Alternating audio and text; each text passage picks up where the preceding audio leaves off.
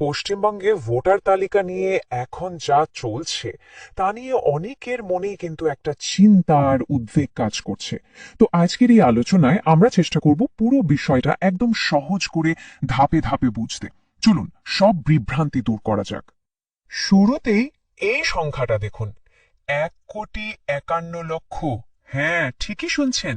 Election কমিশনের তথ্য বলছে পশ্চিমবঙ্গে এই মুহূর্তে এতগুলো ভোটারের নাম রিভিউ করা হচ্ছে। মানে সংখ্যাটা যে কি বিশাল ভাবা যায়। আর এই বিশাল সংখ্যাটা দেখেই কিন্তু মনের মধ্যে প্রশ্নটা আসছে যে এই তালিকায় নামটা থেকে গেল না তো? কারণ এত বড় একটা সংখ্যার মধ্যে যে কারোর নামই থাকতে পারে। তো এই যে এত বড় একটা ব্যাপার ঘটছে, এটা আসলে কি, কেন হচ্ছে? চলুন এবার সেটাই একটু ভেঙে দেখি। এরকম একটা মন্তব্য কিন্তু আমাদের কাছে এসেছে, আর শুধু একজন নন, অনেকেরই হয়তো এটাই মনের কথা। দেখুন, এই যে একটা ভয় বা চিন্তা, এটা কিন্তু খুব স্বাভাবিক। আর সেই কারণে আমরা এখানে ভয় দেখাতে আসিনি। আমাদের উদ্দেশ্য হলো সঠিক তথ্য দিয়ে পুরো ব্যাপারটা জলের মতো পরিষ্কার করে দেওয়া।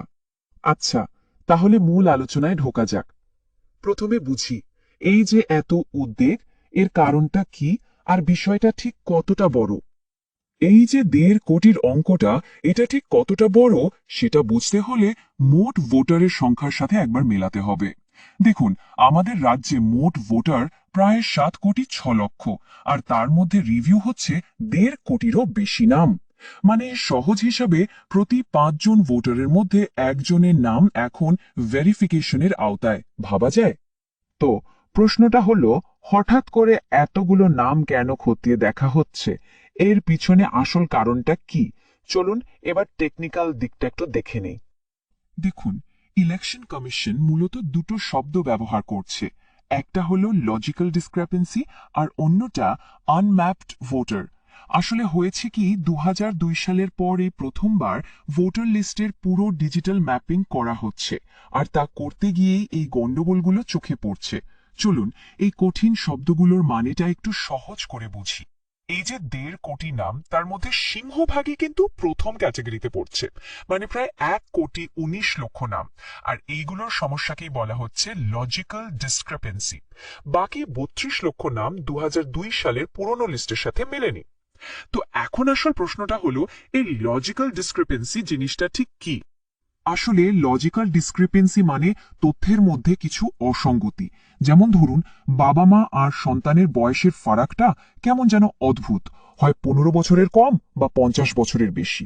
অথবা কারণ নামে বা পদবিতে হঠাৎ বিরাট পরিবর্তন, ধরুন এমডি লেখা ছিল, সেটা হয়ে গেল মোহাম্মদ। কিংবা ধরুন বানানে বড় সড় ভুল। এই ধরনের সমস্যাগুলোকেই বলা হচ্ছে লজিক্যাল ডিসক্রিপেন্সি, আর এই কারণেই শুনানিতে ডাকা হচ্ছে। ব্যাপারটা আরো পরিষ্কার হবে যদি আমরা ভাবি যে এইরকম বড় মাপের তথ্য যাচাই প্রায় 23 বছর পর হচ্ছে। ভাবুন একবার, এতগুলো বছরে কত ছোট ছোট ভুল বা তথ্যের গরমিল জমে উঠেছে। এখন সেই সবকিছু একসাথে ঠিক করা হচ্ছে বলেই এত লোকের নাম তালিকায় এসেছে। আর স্বাভাবিকভাবেই এটা নিয়ে একটা বিভ্রান্তি আর চিন্তা তো তৈরি হবেই। আচ্ছা, কারণ তো বোঝা গেল, কিন্তু সবচেয়ে জরুরি প্রশ্নটা হলো, যদি শুনানির জন্য ডাক আসে তাহলে ঠিক কি করতে হবে? চলুন এবার সেই আসল কাজের কথায় আসি। শুনানিতে যাওয়ার আগে সবচেয়ে গুরুত্বপূর্ণ হলো ডকুমেন্টস। কোনগুলো চলবে আর কোনগুলো চলবে না, এটা একদম পরিষ্কার করে জেনে নিতে হবে। দেখুন, কমিশন 13টা ডকুমেন্টের একটা লিস্ট দিয়েছে। তার মধ্যে passport, pan card, driving licence এগুলো রয়েছে। কিন্তু একটা জিনিস মাথায় রাখতে হবে, রেশন কার্ড বা 100 দিনের কাজের কার্ড কিন্তু এখানে প্রমাণ হিসেবে গ্রাহ্য হবে না। আরেকটা খুব জরুরি কথা, অনেকেই ভাবছেন শুধু আধার কার্ড নিয়ে গেলেই হয়তো হয়ে যাবে। কিন্তু না, তা হচ্ছে না। আধার কার্ড একা যথেষ্ট নয়। এর সাথে সাপোর্টিং ডকুমেন্ট হিসেবে নির্দিষ্ট তালিকা থেকে আরও একটি নথি কিন্তু অবশ্যই নিয়ে যেতে হবে। বেশ, শুনানির ব্যাপারটা তো বোঝা গেল, কিন্তু এবার আসা যাক সব থেকে চিন্তার প্রশ্নে। যদি এত কিছুর পরেও চূড়ান্ত তালিকা থেকে নাম বাদ পড়ে যায়, তখন উপায় কি? এখানে একটা বেশ চিন্তার খবর আছে। ইলেকশন কমিশন সূত্রে জানা যাচ্ছে, শুনানির জন্য যাদের ডাকা হচ্ছে তাদের মধ্যে প্রায় 10 থেকে 15% মানুষ আসছেনই না, বারবার ডাকার পরেও না। এর মানেটা খুব পরিষ্কার, তাদের নাম কিন্তু তালিকা থেকে বাদ পড়ার সম্ভাবনা খুব জোরালো হয়ে উঠছে। তবে শুনুন, নাম বাদ পড়লেই কিন্তু সব রাস্তা বন্ধ হয়ে যাচ্ছে না। দুটো আলাদা উপায় আছে। এক, যারা শুনানিতে গিয়েছিলেন কিন্তু তারপরেও নাম বাদ পড়েছে, তারা ফাইনাল লিস্ট বেরোনোর 10 দিনের মধ্যে আপত্তি জানাতে পারবেন। আর দুই, যারা শুনানিতে জানেনি, তাদের কিন্তু আবার নতুন করে 6 নম্বর ফর্ম ফিল আপ করে ভোটার হওয়ার জন্য আবেদন করতে হবে। তো এত সব নিয়ম কানুন প্রক্রিয়া, এত ঝামেলার পর যে কথাটা সবচেয়ে জোর দিয়ে বলা দরকার, সেটা হলো ভোটাধিকার কিন্তু সুরক্ষিত। আসলে আমাদের বুঝতে হবে, পুরো ব্যাপারটার আসল উদ্দেশ্য কিন্তু ভোটার তালিকাটাকে ঠিকঠাক করা, ভুলগুলো শুধরে নেওয়া। কোনো বৈধ নাগরিককে তার ভোটের অধিকার থেকে বঞ্চিত করা একদমই নয়।